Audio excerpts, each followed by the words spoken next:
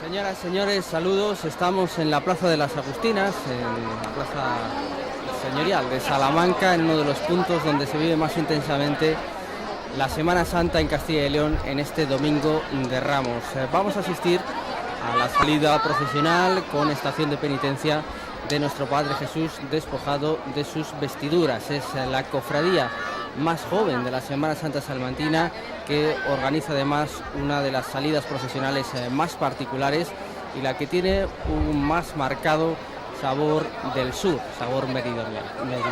Nos acompaña en esta narración y se lo agradecemos muy sinceramente, pues tres conocedores de distintas de las facetas de todo lo que vamos a vivir en los próximos minutos. Saludamos en primer lugar a don Fructuoso Mangas, que es el párroco de la Iglesia de la Purísima, precisamente imágenes que estamos viendo en el interior del templo del que va a salir nuestro Padre Jesús despojado. Sí, efectivamente, buenas tardes y encantado de estar con vosotros. También nos acompaña el secretario de Comunicación de la Orden de Carmelitas, Juan Borrego, una cofradía esta de nuestro Padre Jesús despojado, que ya lo iremos comentando, también tiene un guiño decisivo en uno de sus estrenos de este año, a la Orden Carmelita, en concreto a la figura de Santa Teresa de Jesús. Enseguida lo vemos. Juan, ¿qué tal? Muy buenas. Muy buenas tardes, y veremos a Santa Teresa acompañada de algún otro santo vinculado a Salamanca, como San Juan de Sagún, y también a Santa Bonifacia, y también aparece en esta procesión el beato Juan Pablo II. Es la cofradía más joven, lógicamente su talla titular también es muy reciente, hecha es proceso, pero no por ello no merece comentarios elogiosos por su alto valor artístico, su buena calidad. Entre otras cosas, de eso también nos va a hablar uno de los grandes conocedores de la imaginería de la Semana Santa, del barroco y de otros tiempos, que también nos acompaña hoy, Rafael López. Muy buenas tardes. Hola, buenas tardes, Paco, encantado de estar aquí con vosotros. Pues sí, vamos a hablar un poquito de las imágenes y de esta iconografía un tanto extraña, ¿no?, de Jesús despojado. Un momento realmente singular.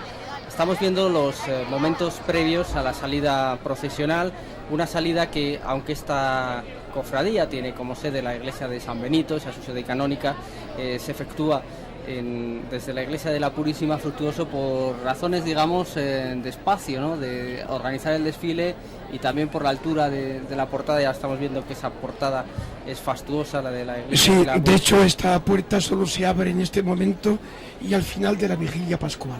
Solo en esos dos momentos del año se abren las puertas. Son unas puertas muy grandes, difíciles hasta de manejar, con algunas dificultades físicas, por eso no está abierta del todo y solo se abre en este momento y, como decía, en la vigilia pascual.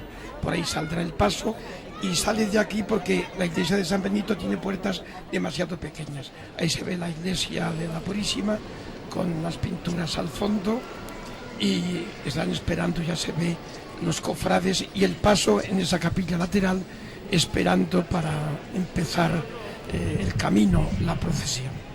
Son aproximadamente 250 hermanos los que componen esta cofradía, que venimos diciendo es la última en crearse y que en cierto modo pues nos propone este salto artístico. Rafa, estábamos viendo esa auténtica joya que custodia la parroquia de Don Fructuoso, que es esa Inmaculada de Ribera, que da nombre a la iglesia de la Purísima, que es una de las grandes joyas precisamente del barroco, de la principal para muchos pintura mariana del siglo XVII, y de ahí nos vamos a la última adquisición iconográfica de la Semana Santa salmantina, que también para muchos es la mayor aportación a estas cofradías en los últimos años en cuanto a su calidad y buen acabado.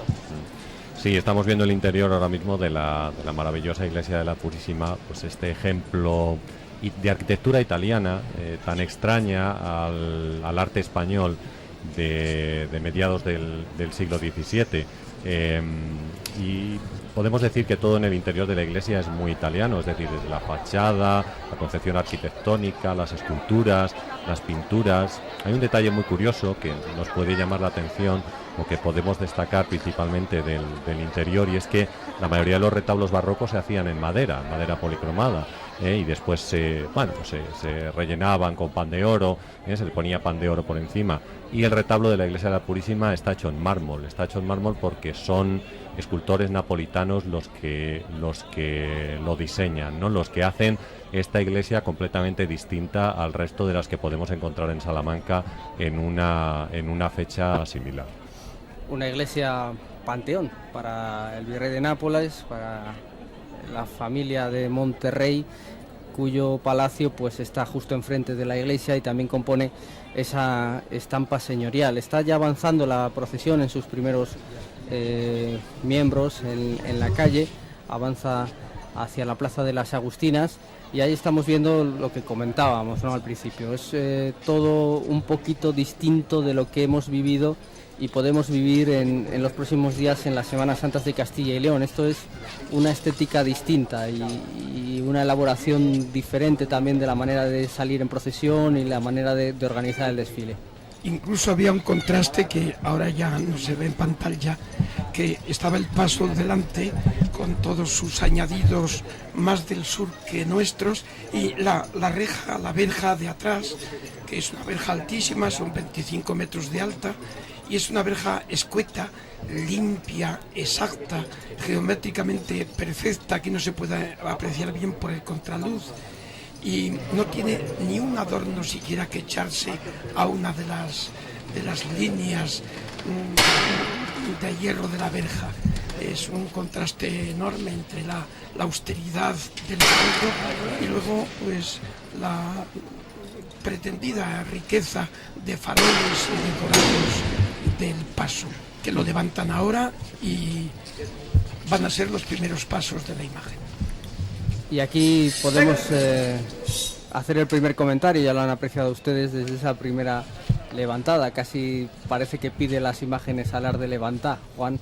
Y es que estamos viendo la única imagen de la Semana Santa salmantina que procesiona a costal. Es verdad que muchas veces por contaminación lingüística en las retransmisiones, en los periódicos se habla de costaleros, pero bueno, realmente los únicos costaleros que hay en la Semana Santa de Salamanca son estos, que da pues evidentemente otra manera de caminar. Sí, no entraremos en el debate casi histórico de qué es lo más auténtico o la mejor manera. Sí que es cierto que en Castilla y León estamos acostumbrados a otra manera de llevar las imágenes.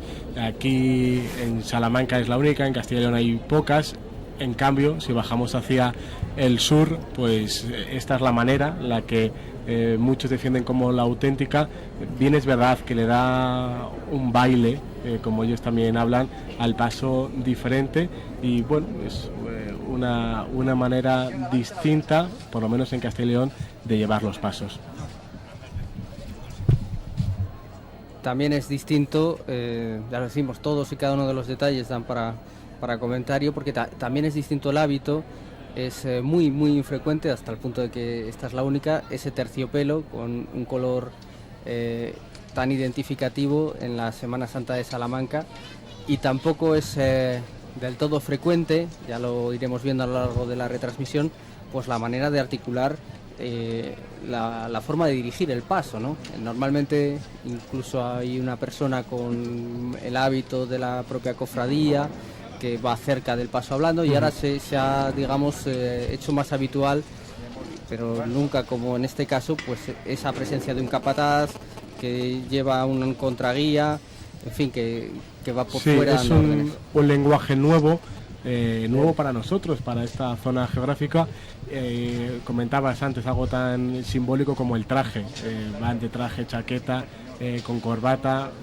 Bueno, pues es un regusto, por así decir, andaluz, que cada vez también está siendo más aceptado, y en algunas de las hermandades, cofradías, vemos que va cogiendo ese regusto andaluz cuando vemos ahora una imagen imponente del Cristo.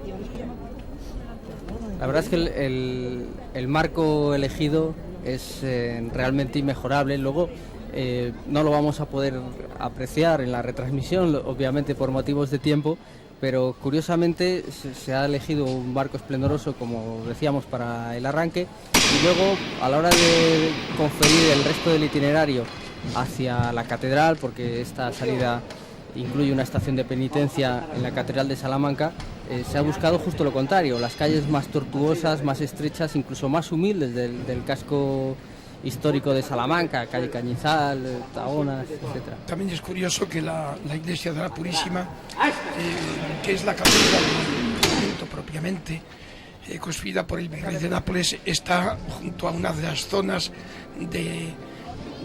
que se han conservado mejor todavía las tramas de las calles, porque hasta hace 30 años se mantuvieron como hacía siglos, y eso hace que la iglesia, que es tan espectacularmente bella y bien dotada, pues esté junto a calles ahora ya muy reconstruidas, pero humildes y de un trazado pues desde hace cientos de años. Entonces ellos hacen un recorrido cercano a la Purísima, pero muy distinto urbanísticamente del resto del centro de la ciudad. Y está bien, porque las demás procesiones acostumbran a ir por las calles habituales, y estas calles pues que recorrerán ahora son calles no frecuentadas por las demás procesiones. Es buena idea. Es un acceso lateral por la zona, pues en cierto modo más antigua de la ciudad, junto a los dos montes, por la vaguada que pasa por medio, que formaron los primeros pobladores de Salamanca hace miles de años. Bueno, estamos viendo ahí al fondo, lo aprecian ustedes, ese crucificado de mármol que remata el retablo que nos explicaba perfectamente Rafael, de mármol, y debajo también una de las grandes tallas de Ribera de este templo, esa Piedad, que es otra obra fastuosa, y ahora haciendo contraste, pues como anticipando todos los momentos, este Jesús despojado que sale ya al encuentro del público, del mucho público. Lo vamos a ver, que está en este momento en la Plaza de las Agustinas, y que está avanzando a los sones de la agrupación musical de la Expiración. Incluso el ver al fondo el cuadro de Lanfranco de la creación del mundo, que ahora ya por el enfoque ahora se ve un poquitín mejor, pues es la creación del mundo. Está Dios Padre con la bola del mundo azul en la mano, y aquí delante pues el Hijo suyo de Dios, pues hecho un fracasado. Es un contraste grande y duro entre el creador del mundo y el fracasado de este mundo, porque está despojado de sus vestidos porque lo van a crucificar en la cruz. Vamos a escuchar un momentito qué está pasando en la calle, cómo es este momento siempre especial de la salida del paso, que ya decimos, suena la expiración, y también da órdenes el jefe de paso para este avanzar de Jesús despojado.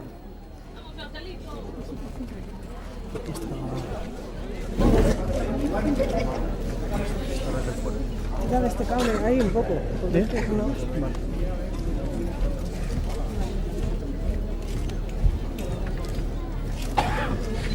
Bueno.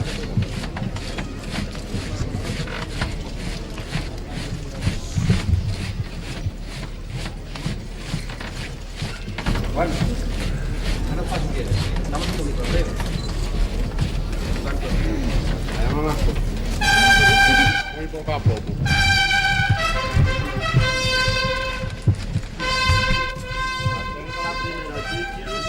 Venga de frente.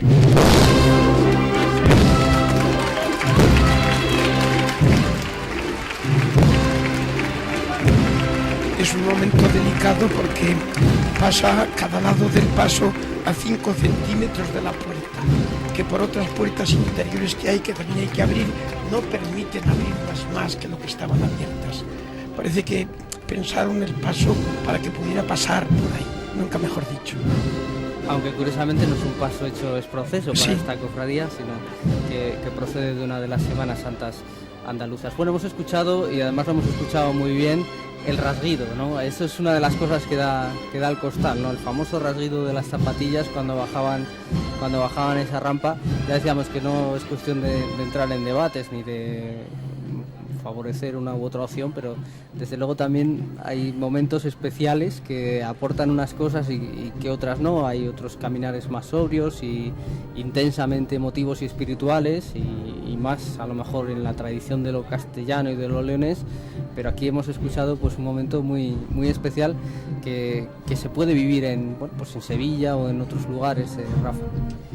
Yo creo que siempre hemos hablado de un gran contraste, ¿no?, entre el tipo de procesiones que se viven en el sur de España y en el norte. Es decir, aquí siempre hablamos de silencio, recogimiento, austeridad, mientras que en el sur, digamos que es como una explosión de alegría, ¿no?, de alegría de vivir una de las fiestas para las cuales realmente están todo el año preparándose, todo el año. Además, hay una cosa muy curiosa, en Sevilla, por ejemplo, la gente es muy de su barrio, o sea, muy propia del barrio donde viven. Es decir, hoy, por ejemplo, desfilaba en Sevilla la Hermandad de la Paz, y es algo que en el barrio del Porvenir se vive de una manera especial, pero no solamente el día del desfile penitencial, sino durante todo el año en esa zona que se encuentra detrás de la Plaza de España en Sevilla, ¿no?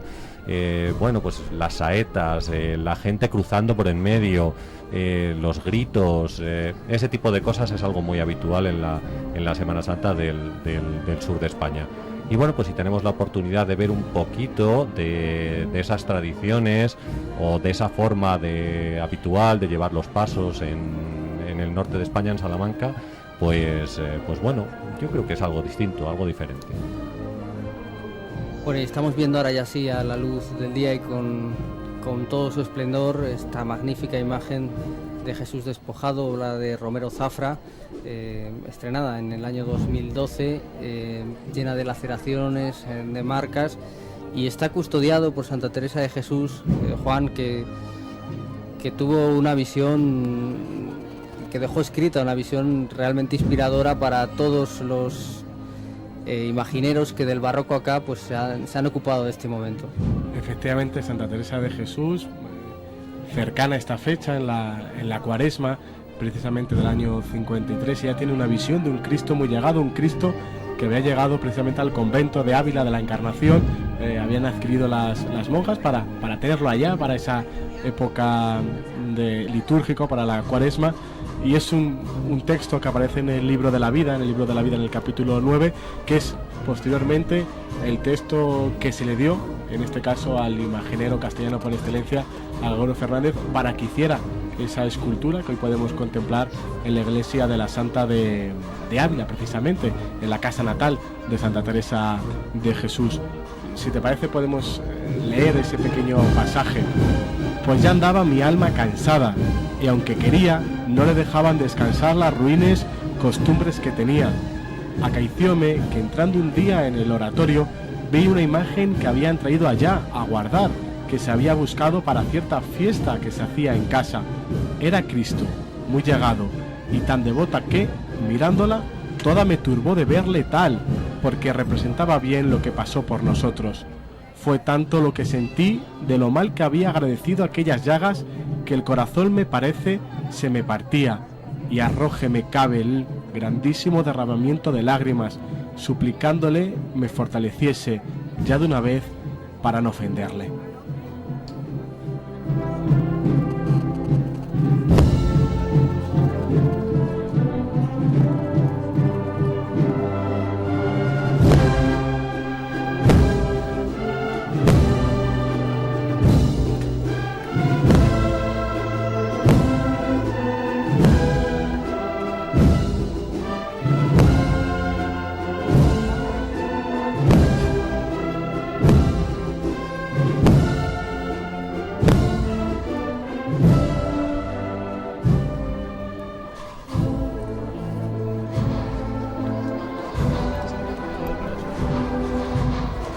Estamos viendo ese contraste de la imagen de Jesús despojado que avanza, el Sinelave Concepta, que tampoco es habitual en las salidas procesionales de Salamanca.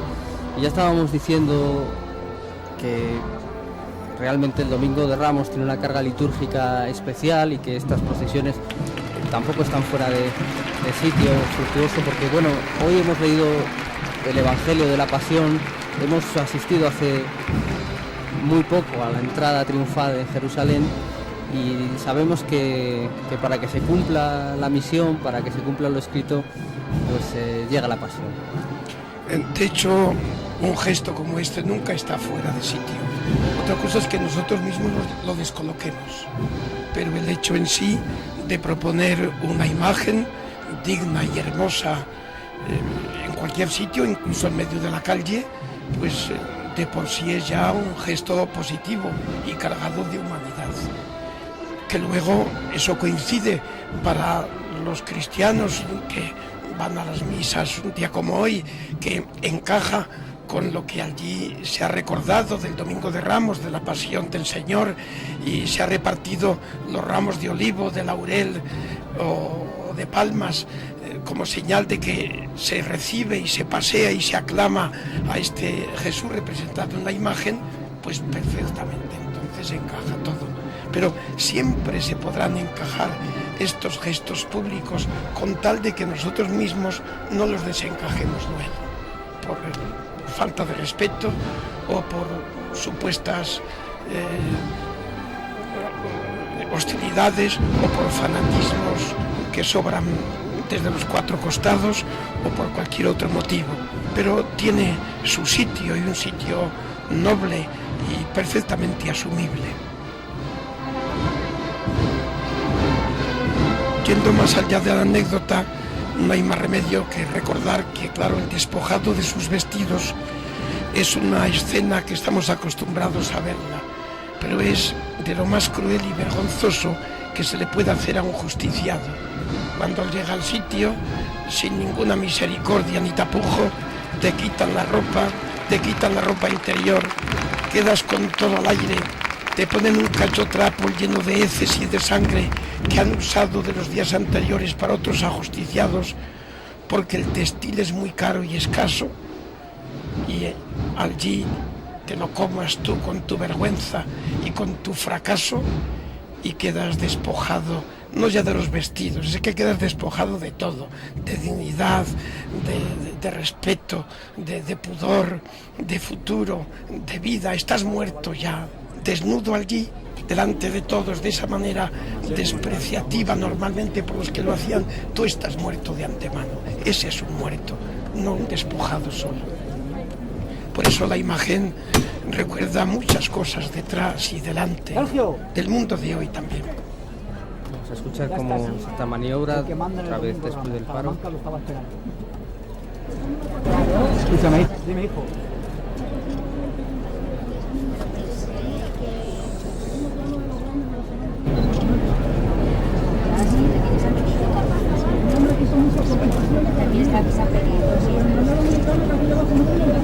Vápoles. Vamos, la gente buena. Fuerte en el suelo por medio. ¡Ahí está!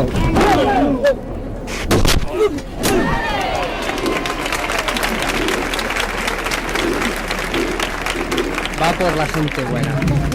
Hemos escuchado al jefe de paso, al capataz, dar esa orden. Momento en el que también cada uno de los costaleros, aquí sí costaleros, pide por sus intenciones, pide por sus seres queridos que faltan seguramente. Son momentos de mucha emoción ahí en las trabajaderas, como se dice también en la terminología andaluza. Nos decía Rafa que esta imagen iconográficamente, ya lo apuntaba Fructuoso, tiene mucho recorrido, aunque es verdad que justo este momento no es del todo habitual en lo que estamos acostumbrados. Sí, concretamente el momento que tenemos representado, que es bellísimo, no se da en la iconografía tradicional. Yo quiero recordar un par de imágenes al hilo de esto. Una de ellas es este año que celebramos el aniversario también del Greco. Quiero recordar el expolio que se encuentra en la Catedral de Toledo, que no es justo el momento antes de que le van a quitar las vestiduras, pero la imagen de Jesucristo es exactamente igual, ¿no? Es decir, la mirada perdida, como acaba de decir ahora mismo el padre, completamente despojado de su dignidad, que va a ser crucificado, y se van a jugar sus vestiduras a los dados porque eran de bastante calidad o escaseaban en ese momento. Y el segundo artista al que quiero hacer referencia, porque el autor que ha realizado las obras, Francisco Romero Zafra, es andaluz. Yo creo que tiene muchas semejanzas con figuras que habitualmente encontramos en conventos de clausura y que fueron realizadas por Pedro de Mena, que es un escultor malagueño, pero que va a triunfar en toda España con sus figuras de busto, tanto de dolorosas como de Ecce Homo. Ahora mismo estamos viendo la figura como si fuera un Ecce Homo, como una figura de busto que es exactamente igual que las que se conservan en conventos, como por ejemplo pues el convento de monjas carmelitas que hay en Alba de Tormes, que conserva una dolorosa magnífica de este escultor. La forma que tiene de caer la sangre en línea recta es muy típica de Andalucía y es algo que se repite en todas estas esculturas, todas estas figuras que, como digo, se conservaban en conventos de clausura para que las monjas pudieran rezar delante de estas figuras de busto. La expresión de la cara, si en el momento en que veamos un detalle, si nos podemos fijar, la forma que tiene la boca entreabierta y las cejas onduladas, es algo muy típico de este escultor, de Pedro de Mena, que le da ese carácter a la cara, esa expresión, esa mirada perdida, digamos, esa identificación del orante con la escultura que tiene delante. Y es la imagen de Jesús despojado que estamos apreciando perfectamente en otro de esos momentos que tanto gustan, que tanto se cuidan y que con tanto trabajo se consiguen, que es esos giros, esas curvas en este momento para encaminarse hacia la plaza de Monterrey desde la plaza de las Agustinas. Está sonando la inspiración, como decimos, acompañando a esta imagen que está a punto de hacer ese giro, y ahí vemos los detalles que nos apuntaba Rafa López. Efectivamente es una mirada llena de expresión. Quería apuntar una cosa más, ahora que estábamos viendo el detalle de la cara, y es la corona de espinas que lleva el Cristo, que también recuerda obras muy andaluzas, semejantes a obras que hace Pedro de Mena, que hacían esculturas con espino natural, incluso algunas de las espinas estaban clavadas en las zonas de la frente, en zonas de las cejas, lo cual digamos que aumentaba, ¿no?, digamos, el dolor o la identificación con la escultura que estaba representada. Yo creo que el ejemplo más conocido, salvando las distancias, porque las esculturas no son similares, es la imagen de Jesús del Gran Poder, ¿no?, que tiene una gran corona de espinas encima de la cabeza, una figura a la cual ha envejecido rápidamente por el sufrimiento al que ha sido sometido durante las 24-30 horas que dura este proceso a Jesús antes de llevarlo a su crucifixión, y que en cambio en este tipo de escultura no podemos apreciar, ¿no?, porque parece una persona madura, una persona de unos 35, 36 años, ya sabemos que Jesucristo tradicionalmente tendría unos 33, mientras que la figura de Jesús del Gran Poder, por ese envejecimiento, da la impresión de que tiene 55, 60 años, pero bueno, siempre en el barroco todos los escultores conocían los tratados médicos y sabían perfectamente que el someter a una figura a una paliza igual que a la que fue sometido Jesús provocaba un envejecimiento muchísimo más rápido de lo que en realidad le ocurre al cuerpo humano. Así que esa corona de espinas a mí me recuerda también estas obras muy andaluzas, estas obras como por ejemplo la imagen de Jesús de Gran Poder de Sevilla, tan tradicional en la ciudad de Sevilla, de Juan de Mesa, no me salía el nombre del escultor, disculpadme. Que recientemente ha aparecido una figura de Juan de Mesa en la Catedral de Salamanca, un descubrimiento realizado por Mariano Casas, que el otro día nos acompañaba. Bueno, estamos haciendo alusiones continuamente a la iconografía andaluza, al barroco andaluz, pero ahí estamos viendo, ¿no?, el convento de las Madres Agustinas, la cúpula de la Purísima fastuosa, que es uno de los grandes monumentos de la ciudad, el Palacio de Monterrey, que bueno, por su estado actual no se puede apreciar en todo su esplendor, obra mayúscula de Gil de Ontañón, y el despojado en la calle.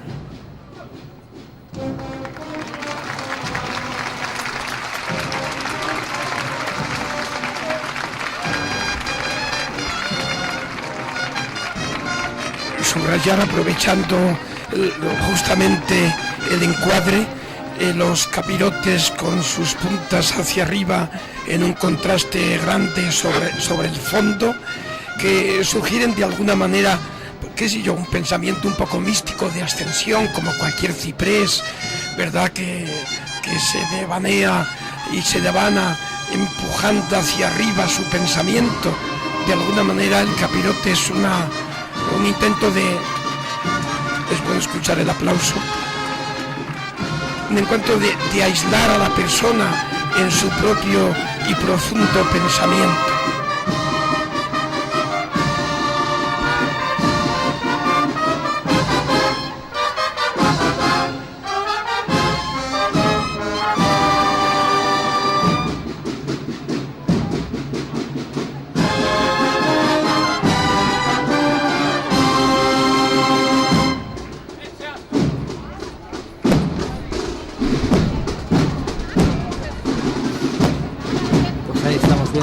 Esa torre magnífica del Palacio de Monterrey, ese lado que se construyó, ahora mismo propiedad de la Casa de Alba, y la imagen de nuestro Padre Jesús despojado. Es, ya decíamos antes, Juan, es una mirada que muy en la visión de Santa Teresa de Jesús, talla que ahora mismo no podemos ver, aunque sí que estamos viendo, decimos, si se fijan en la parte del paso, hay dos tallas más pequeñas en las esquinas. La de la izquierda correspondería a la Madre Bonifacia Rodríguez de Castro, que es la primera santa salmantina, y la de la derecha, en ese plano que teníamos, a San Juan de Sahagún, que es el patrono de la ciudad, y en este lado, la que ven entre capirotes, es la de Juan Pablo II, a la izquierda, y a la derecha de Santa Teresa de Jesús. Y decía yo que en la línea de ese texto magnífico de la Santa Abulense que nos leías, es una mirada después del sufrimiento que estamos comentando y ponderando, que no tiene cabida para el odio. Es una mirada que evidentemente es desvalida, pero que perdona, y que a pesar de esa dignidad que se le trata de arrebatar con el castigo, mantiene intacta toda la dignidad humana, ¿no? Nos encontramos sin duda ante un Cristo que se nos revela lleno de amor, lleno de bondad. Es un Cristo capaz de comprender y es un Cristo capaz de perdonar. Es capaz de perdonar la propia humanidad que él mismo, que su Padre ha creado y que le ha llevado a esto, a tener que venir a liberarnos. Es un Cristo sufriente, pero que tiene también una mirada llena de esperanza hacia un mundo mejor. Una mirada en la calle Bordadores que nos permite también ver esa perspectiva de la calle de la Compañía que sube, que afortunadamente en los próximos días podremos ver, si el tiempo lo permite, que esperemos que sí. Bueno, ahí se pone de nuevo en marcha Jesús despojado, con muy frecuentes estas escenas. O sea que si el tiempo lo permite, Rafa, pues disfrutamos de uno de los pasillos, vamos a decirlo así, básicos de la Semana Santa Salmantina. Así es, monumental Salamanca y escenario impresionante para el desfile de cada una de estas figuras. Me gustaría apuntar al hilo de la mirada que decíais, que a mí, yo antes comparaba la obra con el expolio de la Catedral de Toledo, y el Greco tiene una característica muy peculiar cada vez que representa a Jesucristo en escenas relativas a la pasión. Por ejemplo, quiero recordar un Cristo abrazando la cruz, que es muy típico, muy conocido del Greco, y nosotros decimos, cuando explicamos esto a nuestros alumnos, que lo que hace la mirada de Jesús es aceptar su destino. Es decir, es una figura que sabe perfectamente cuál es su destino y lo acepta como tal. Y entonces, en la aceptación de su destino, pues digamos que comprende a toda la humanidad, y a partir de ahí él sabe cuál es cada una de las cosas, cada uno de los pasos que le van a llevar a la muerte y después a la resurrección, ¿no? Es decir, es una mirada en la cual la figura está aceptando su destino.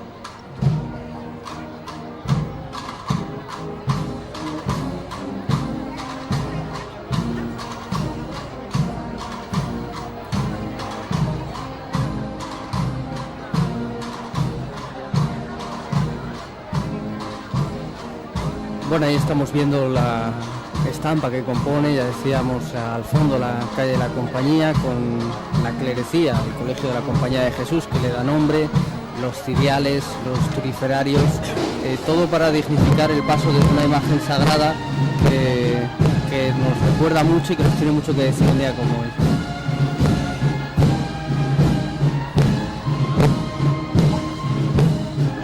Sí, están a punto de doblar la esquina de Santa María de los Caballeros, dejando a su derecha la casa donde vivió Miguel de Unamuno, y son espacios de esta parroquia de la Purísima, precisamente, donde viven gentes conocidas, en una ciudad también conocida. Y estaba pensando mientras hablabas que tengo un problema yo con las procesiones. No veo procesiones, pero no por defecto, es más bien por exceso. Esta imagen me recuerda con exceso la gente que sufre. Y chico, ante eso las demás cosas desaparecen. ¿Cuánta gente en Salamanca andará despojada de cosas? ¿Cuántos cientos de personas esta noche se sentirán desgraciados y fracasados o maltratados? ¿Cuánta gente infeliz por culpa de otros? Y bueno, la lástima es que toda esta exhibición de aquel inocente despojado se quedara en nada, sin que de alguna manera no alentáramos todos pues una actitud de acompañamiento, de defensa de cualquier despojadillo de todos los días que se nos ponga por delante. Y este pensamiento me enturbia este tipo de gestos, no por banalidad, sino por lo contrario, por lo serio que es sacar una imagen como esta en Antas por una calle y decir: este es el hombre, ese homo, ahí es nada. Porque ¿qué hacer con eso después? En una sociedad tan dura y tan despojadora como la nuestra. Y no me quiero poner dramático, esto es, pues no sé, es cristianismo puro, de andar por casa. Ciertamente la Semana Santa no puede ser, ya lo comentaba precisamente Juan, no puede ser un paréntesis en la vivencia de los cristianos, y estamos a punto de vivir uno de los grandes momentos también de la salida procesional, mientras los turiferarios reponían sus existencias, que es el giro hacia las Úrsulas, que es también especialmente bonito, de una talla que lo estamos diciendo a la luz del día y con un día tan magnífico como este y con tantísima gente en la calle, está cargando de sentido el centro histórico de Salamanca. Sí, y ahora vamos a ver una imagen curiosa, que es a dos hombres mirándose a la cara. Vamos a ver a Miguel de Unamuno, la escultura, mirando a los ojos de este Cristo, un Miguel de Unamuno, Rafa, que también tuvo esas contradicciones humanas, esas luchas con la propia figura, con su propio destino como hombre religioso, y que sin duda, no sé qué podría pensar, y vemos a don Miguel mirando al Cristo, a esta imagen, seguro que le llenaría de devoción, pero también, por lo característico del personaje, de contradicción. Unamuno era sin duda una persona profundamente religiosa, yo estoy convencido de ello. Tenía sus dudas, como creo que cualquiera puede tener, y sus momentos en los cuales se le planteaban, digamos, ciertas dificultades con la vida eterna, pero yo creo que era una persona profundamente religiosa y que estaba convencido completamente de ello. A creerle como él os quiere. Fuerte para arriba. Mientras está dando las normas, el director de paso recuerda un detalle, no revelador de datos personales, pero la cuota parroquial que consta oficialmente que tenía don Miguel el año 1935 era de 5 pesetas, que en aquella época era una cantidad respetable y respetuosa. Una cuota parroquial de 5 pesetas se conserva perfectamente la documentación.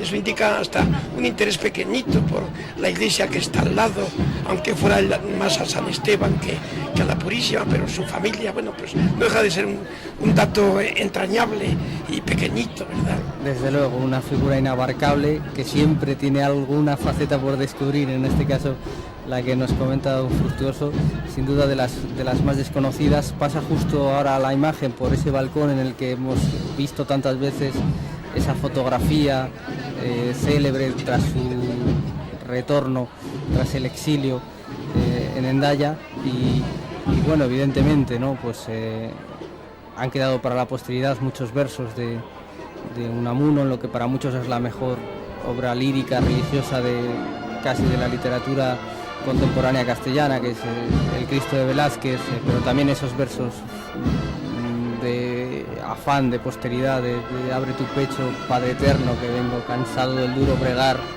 Evidentemente hay una sensación, hay un sentimiento, hay una intensidad religiosa que tiene mucho que ver con lo que un pueblo como el de Salamanca, como el de toda Castilla y León, porque estas escenas se viven con los distintos matices y los distintos colores en lo ancho de la geografía castellana y leonesa, pues tiene todo ese mismo afán, esa misma necesidad de sacar a la calle en las primaveras la necesidad de creer, ¿no? Por encima de todo. Actualmente la Semana Santa, digamos, es el momento álgido, ¿no? de poder ver toda la iconografía religiosa y todo el fervor del pueblo en las calles de las distintas ciudades.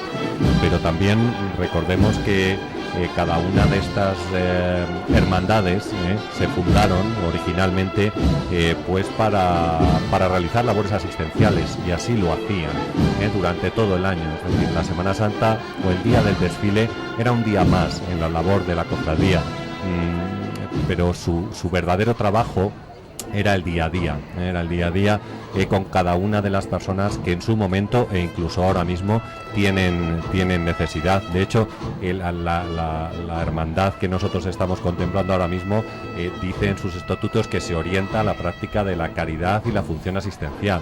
Es decir, el día del desfile es un día más. Y yo quiero recordar esto porque cuando tengo la oportunidad de seguir a esta hermandad en Twitter, y veo que tienen una actividad constante durante todo el año. Es decir, una actividad en la cual la religión no se reduce solamente a 2 horas, sino que se reduce, o digamos que abarca todo esas necesidades que ahora mismo son muchas, por desgracia, que tenemos en nuestra ciudad a lo largo de todo el año.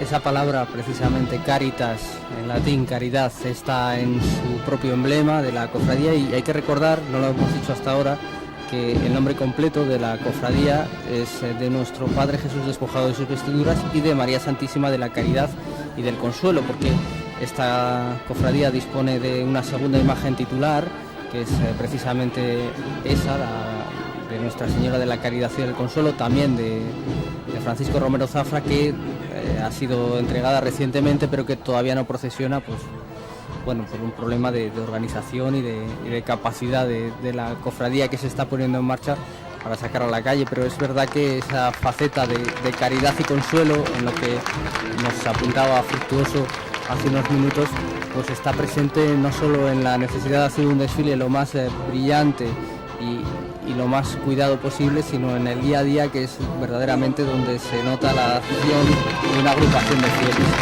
De hecho, en Salamanca, que es lo que yo conozco, pero supongo, y por lo que he leído también en el resto de ciudades de España y de Hispanoamérica, las cofradías eran las grandes instituciones intermedias para salir al paso de las necesidades de los ciudadanos que no estaban cubiertas, sobre todo en el día a día de personas con necesidad, en el momento de la enfermedad con hospitales, y también en la ancianidad con casas para viejos o casa de las viejas. Y de hecho en Salamanca llegó a haber más de 20 hospitales de las cofradías. Fue el padre Cámara el que hizo esa reforma gigantesca en toda la ciudad, que reunió 18 hospitales, la mitad eran de las cofradías, y en el hospital actual de la Santísima Trinidad. Pero eso pasó en todas las ciudades y tenían residencias para los ancianos de la propia cofradía. Era una cobertura social, porque no estaba cubierta ni por la iglesia oficial, ni tampoco por las municipalidades, por supuesto. Bueno, pues hablaba Fructuoso de esa Casa de las Viejas que se conserva precisamente en Salamanca, hoy sede de la Filmoteca Regional de Castilla y León, y justo en el fondo tenemos la Casa de las Muertes, que daría para otro tratado sociológico de la presencia de la muerte en la sociedad de siglos atrás, y nosotros vamos a despedir en este punto la retransmisión. Esa es la Casa de las Muertes. Bueno, vamos a aprovechar que ha parado la procesión un momentito. Esa Casa de las Muertes situada al lado de la casa de Don Miguel, esa es la imagen de Juan Pablo II, también tan reconocible, que será canonizado en breve, y al otro lado, como venimos comentando, la imagen de Santa Teresa de Jesús. Decía Rafa que es curioso, ¿no?, la presencia de la muerte, esa casa renacentista de Juan de Álava, anterior a la expansión del culto por la buena muerte, por las 5 llagas, y bueno, que habla de esa presencia de la muerte y del buen morir, de la necesidad del buen morir, que también explica mucho la expansión de la Semana Santa en un momento dado. Es un recurso constante en la arquitectura del siglo XVI. Vamos a seguir paseando la fe de Cristo. La presencia de la muerte, sobre todo podemos observarlo perfectamente en esa casa o en la misma fachada de la Universidad de Salamanca, ¿no?, como una, digamos, advertencia a que la gente debe estar atenta y debe estar alerta porque la muerte puede llegar en cualquier momento, ¿no? Y bueno, pues si tú estás en pecado mortal, pues el infierno es el lugar que te espera para toda la eternidad, ¿no? Entonces aquí justo debajo de los marcos de las ventanas podemos observar esos cráneos en la casa de las Muertes, o, como digo, avisando a los estudiantes en la fachada de la Universidad de Salamanca. Bueno, pues ahora ya sí nos da mucha pena abandonar estas preciosas imágenes que estamos pudiendo ofrecerles por el centro histórico de Salamanca, ahora justo cuando pasa por delante del convento de las Madres Adoratrices. Vamos a despedir esta retransmisión, esta salida procesional, estación de penitencia de nuestro Padre Jesús despojado de sus vestiduras, agradeciéndole por supuesto su compañía. Fructuoso Mangas, gracias, un placer. Gracias a vosotros, por supuesto. Juan, muchísimas gracias. Muchas gracias, y simplemente decir que Teresa buscó a Cristo en su experiencia y en él encontró respuestas a su búsqueda. Una reflexión honda en la que les invitamos a profundizar en estos días de pasión. Rafa López, muchísimas gracias por tus comentarios. Encantado, Paco. Nosotros les damos las gracias y les invitamos a seguir disfrutando de la transmisión de la Semana Santa de Castilla y León desde esta ventana privilegiada. Muchísimas gracias, hasta luego.